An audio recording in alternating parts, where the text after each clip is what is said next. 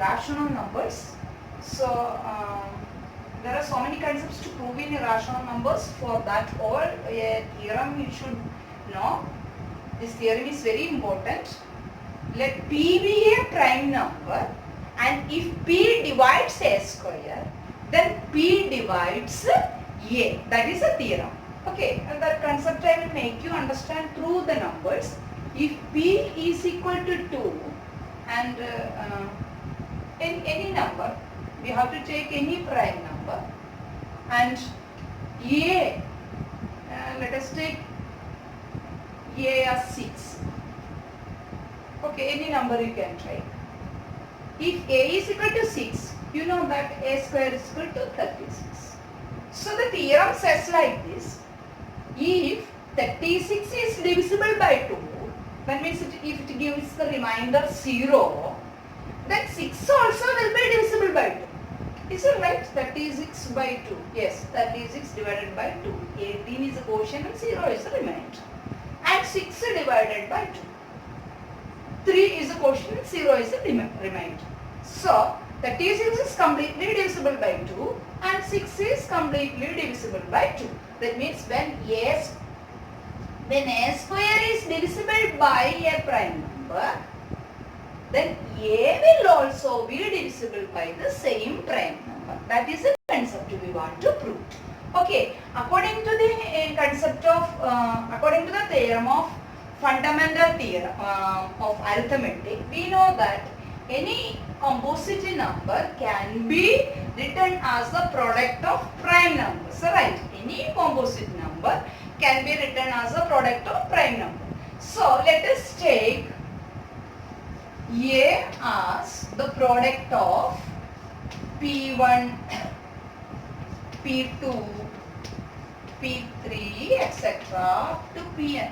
We don't know how many prime numbers are there. That is why we have taken that P1, P2, P3, etc. Pn.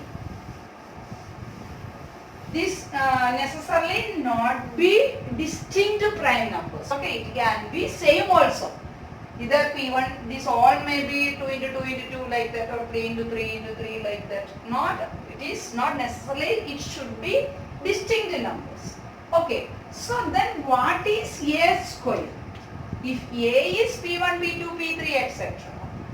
According to, how could we write this one? Fundamental theorem of arithmetic.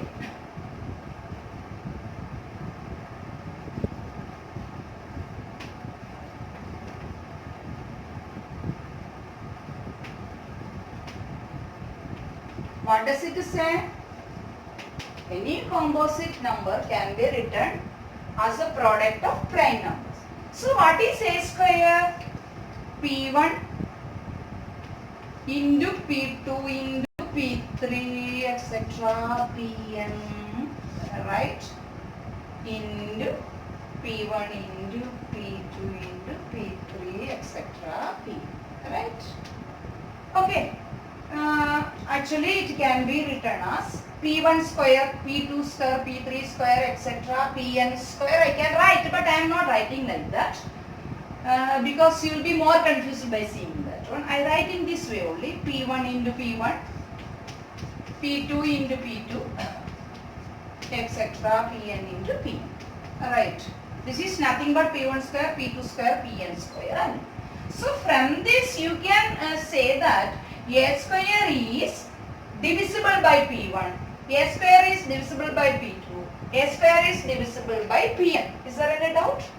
Okay, let me tell you through an example. If A square is equal to 36, for example, let us take 36 by prime factorization, we get as, right, we get like this. Means we write 36 as 36 is equal to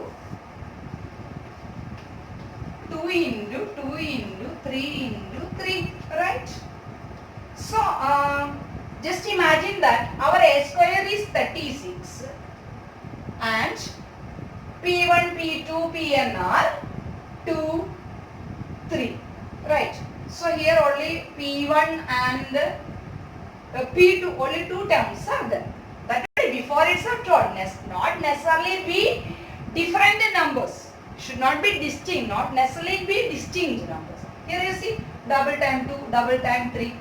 Right? Sometimes the same number can repeat, same prime numbers can repeat. So we can clearly say from here that 36 is divisible by 2, 36 is divisible by 3. Right? If it is divisible by this 2, it is divisible by this 2 also. So this 36 is divisible by 2, 36 is divisible by 2. So in this same way you can say here a square is divisible by p1, a square is divisible by p2 and so on. Right? But it is given here that given p divides a square. That is the given fact. What is given? Given p divides a square. But we have assumed that a square is equal to p1 into p2 into etc. But according to the theorem, p divides a square. Right? So, if a square is this one and p divides a square, if these two factors should be correlated, p should be one among these p1, p2, etc. to pn. Any doubt? P should be one among these numbers according to this fact. So, let us take it as 1 and let us take it as 2. Okay? Then, from 1 and 2,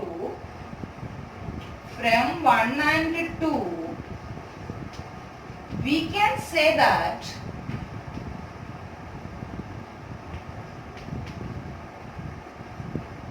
P is one among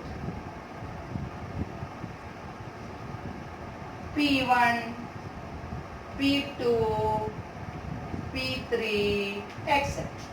Right. So, if P is one among P1, P2, P3, etc., here the first fact you take. What is our assumption? A is equal to P1, P2, P3, etc. So, if P is one among this P1, P2, P3, etc. and that P divides a square, P also dividing a, no? Right? So, since P is one among P1, P2, P3, we can say that P also divides. We can also say that P divides A. Why? Since A is equal to P1 into P2 into P3 etc. up to Pn. Okay, hope you understand.